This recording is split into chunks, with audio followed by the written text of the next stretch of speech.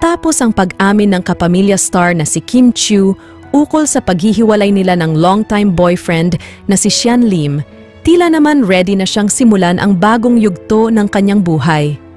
Nagbahagi si Kim Chiu ng ilang sexy bikini photos mula sa kanyang Christmas getaway sa Balasin Island ilang araw matapos kumpirmahin ang kanilang paghihiwalay.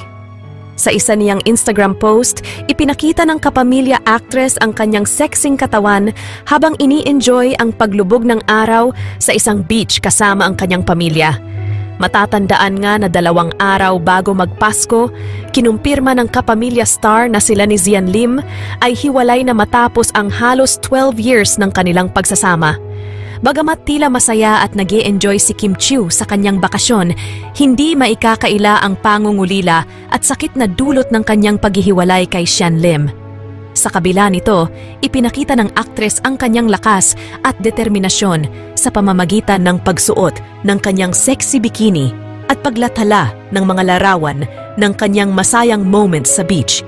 Sa paglipas ng panahon, umaasa ang marami na makakamtan ni Kim Chiu ang kanyang hinaharap na puno ng kasiyahan at tagumpay.